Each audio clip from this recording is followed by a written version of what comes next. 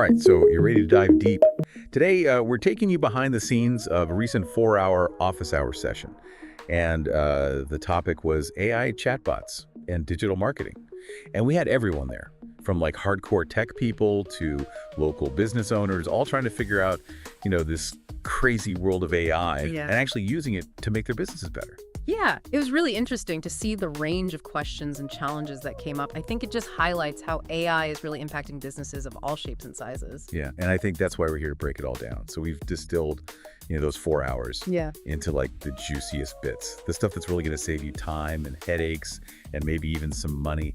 And one thing that really surprised me was how even experienced chatbot builders can trip up over AI's little quirks. Yeah.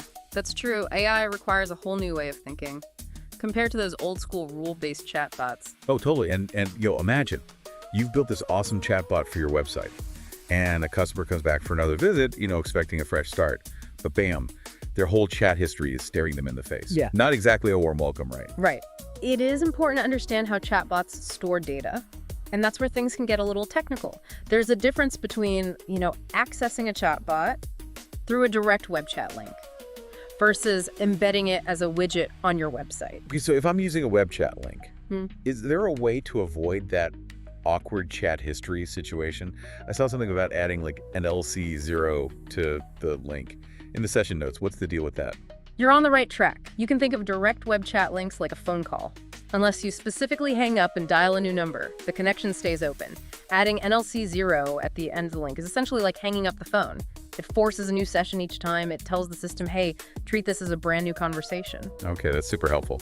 So what about chatbots that are embedded on a website? How do we give those a fresh start for each user? That's where a little bit of JavaScript magic comes in. A simple script can be added to your website that automatically clears the chatbot's local storage each time the widget is clicked.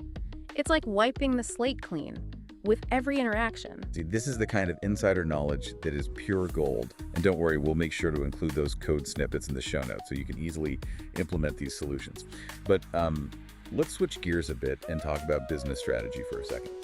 The session also tackled this big question. Should you white label chatbot services using your own OpenAI API key or go with an agency model? I have to admit, white labeling sounds a bit intimidating to me. It can seem that way at first, but it's actually pretty straightforward. Imagine you're a grocery store and you're selling soda under your own brand name. But it's actually produced by a major soda company that's essentially white labeling. You're taking someone else's product and putting your own brand on it. In this case, you're using your OpenAI API key to power the chatbot service and present it as your own. Okay, that makes sense. So what are the pros and cons of white labeling versus going with an agency? Well, with white labeling, you have total control.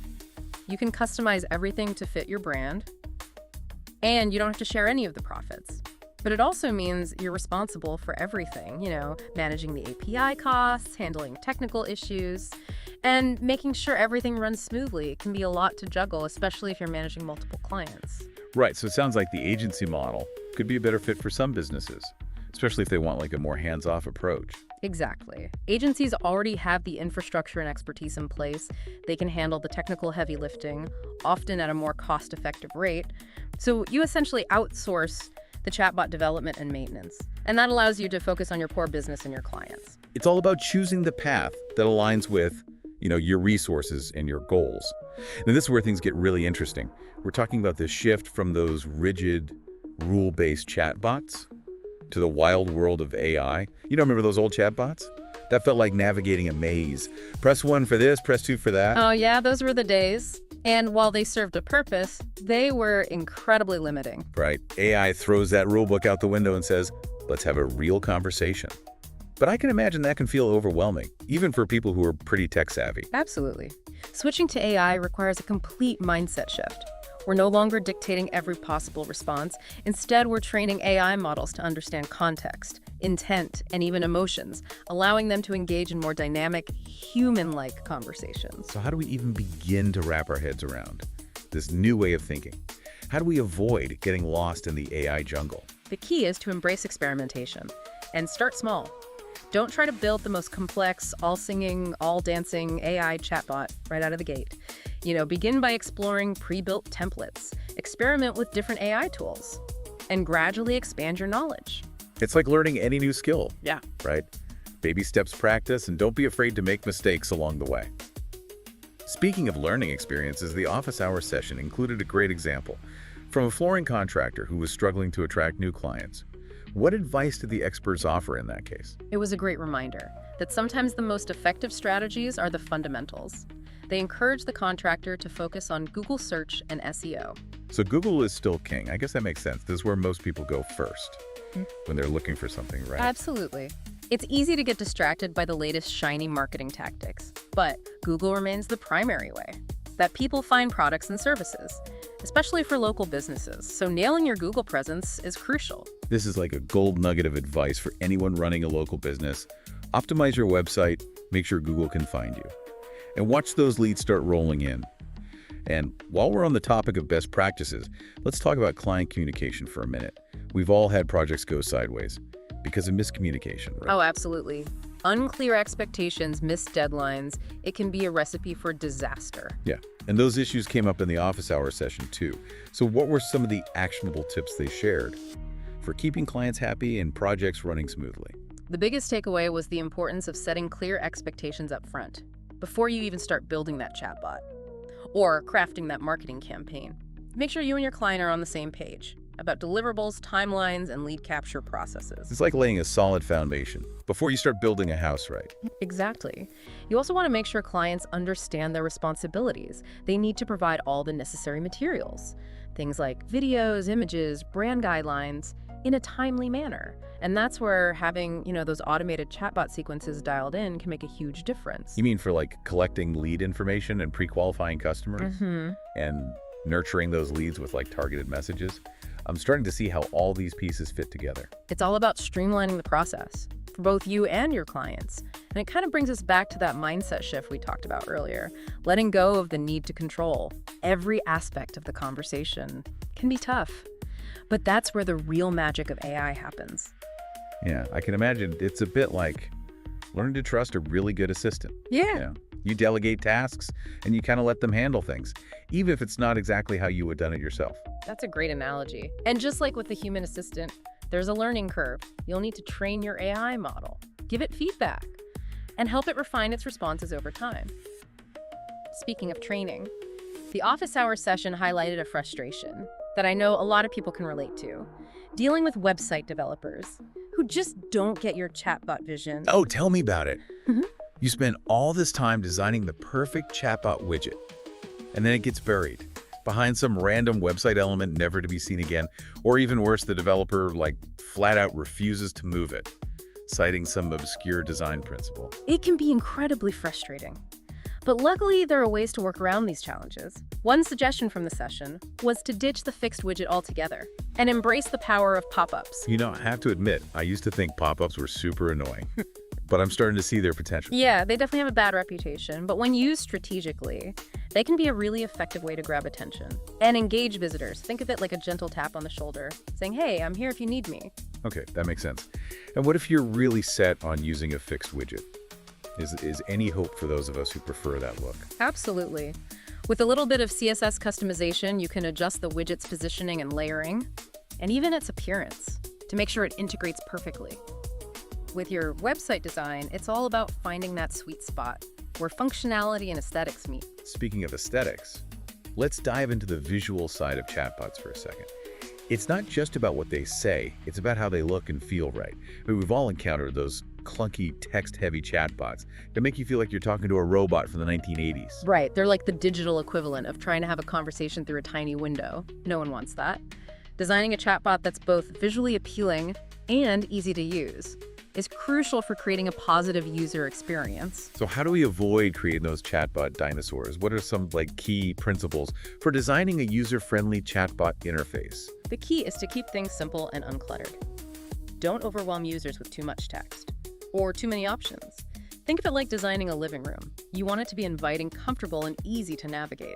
I like that analogy. So instead of bombarding users with walls of text, we should use visuals strategically to guide the conversation. Exactly. Images, emojis, even simple animations can break up the text and make the interaction feel more dynamic and engaging. And don't underestimate the power of personalization.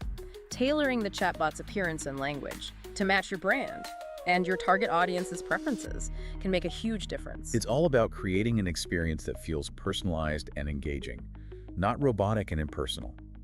Now let's shift gears from design to strategy and talk about one of the most important aspects of any business, lead generation. The office hour session was packed with insights on how to effectively capture leads using AI chatbots. What were some of the standout strategies? One of the biggest takeaways was the importance of offering something valuable. In exchange for that precious contact information, people are much more likely to give you their email address or phone number if they feel like they're getting something worthwhile in return. Think discount codes, free ebooks, access to exclusive content, anything that provides real value to your target audience. It's like a digital handshake, right? You give a little, you get a little. Yeah. But it has to be a genuine exchange of value. What are some other ways chatbots can help with lead generation? Well, another powerful strategy is using chatbots to qualify leads before they ever reach a human sales representative. By asking a series of targeted questions, chatbots can help identify those hottest prospects, the people who are most likely to convert into paying customers. That makes a lot of sense. It not only saves your sales team valuable time, but also increases your chances of closing deals. It's all about working smarter, not harder. Which brings us to another key theme from the office hours session, automation. One of the most compelling aspects of AI chatbots is their ability to automate tasks that would otherwise consume countless hours of human effort. Think about it answering frequently asked questions, scheduling appointments, even collecting customer feedback, can all be handled by a well-designed chatbot. So it's like having a tireless virtual assistant who's always on duty, ready to tackle those repetitive tasks. Exactly, and this automation extends beyond just customer interactions. AI chatbots can also help streamline your internal processes. Imagine having a chatbot that manages your social media content calendar, generates reports, or even helps you stay on top of your to-do list. It sounds like AI chatbots can be a game changer for productivity and efficiency, both internally and externally. Now, before we wrap up this part of our deep dive, let's revisit the topic of white labeling versus the agency model. I know a lot of people struggle with that decision. And for good reason. There's no one-size-fits-all answer. It all comes down to your specific needs, goals, and resources. So for those who are still weighing their options, what are some of the key considerations? Well, if you have the technical expertise in-house and you want complete control over your chatbot development, then white labeling might be the way to go. You'll have the freedom to customize everything to your exact specifications. But that freedom comes with responsibility, right? You're essentially taking on the role of the developer, the tech support team, and the project manager all rolled into one. Exactly. And that can be a lot to handle, especially if technology isn't your strong suit. If you're looking for a more hands-off approach with predictable pricing and expert support to lean on, then partnering with an agency could be the better choice. They'll handle all the technical heavy lifting, allowing you to focus on what you do best. It's all about finding the solution that aligns best with your business strategy and your comfort level with technology. Right. And as you said earlier, this is a constantly evolving landscape. What advice would you give to those who are feeling a bit overwhelmed by all the options and possibilities? The most important thing is to stay curious. Keep learning, and don't be afraid to experiment. The world of AI chatbots is full of possibilities, and the key is to approach it with both enthusiasm and a healthy dose of critical thinking. I love that. Embrace the learning process, try new things, and don't be afraid to make mistakes along the way. Speaking of learning, I think it's time to move on to the final part of our deep dive, where we'll uncover even more insights from the office hours session. We'll be right back.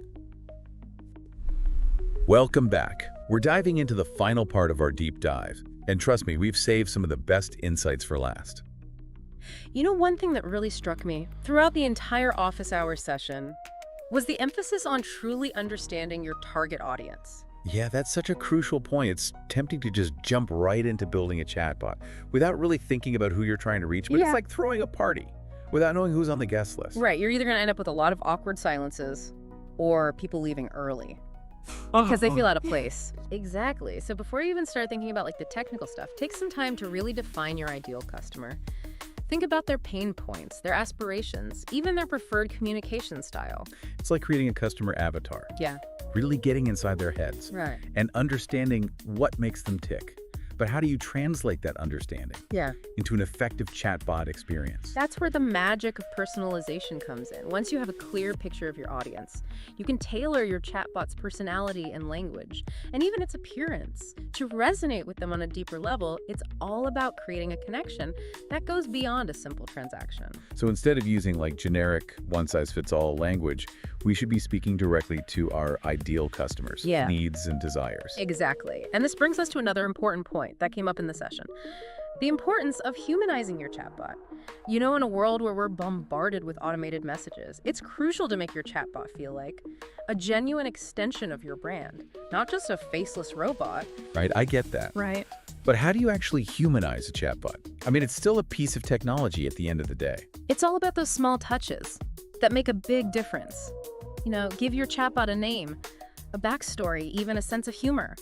These seemingly insignificant details can make your chatbot feel more relatable and approachable.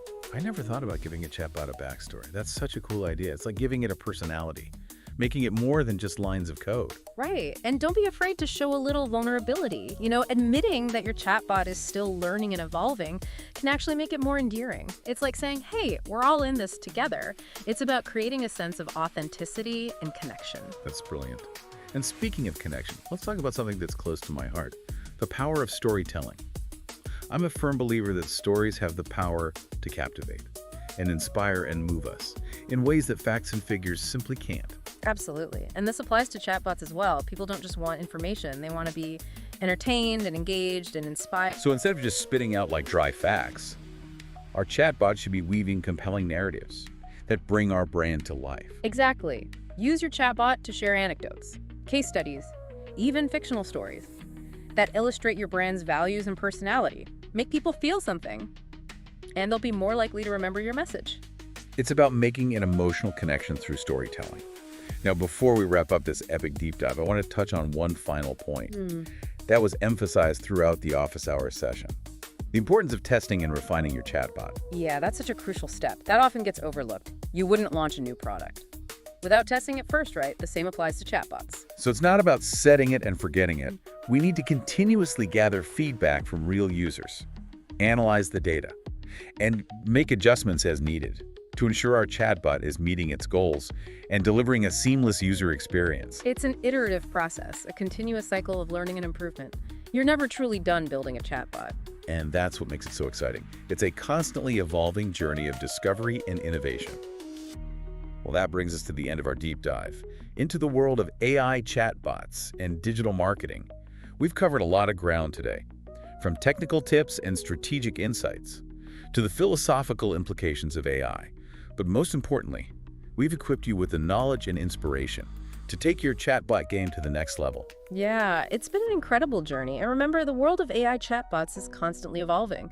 It's up to us to shape its future. So let's use this technology wisely, ethically, and creatively to build a future where AI enhances human connection, empowers businesses, and makes the world a better place. Thanks for joining us on this adventure. We'll see you next time on The Deep Dive.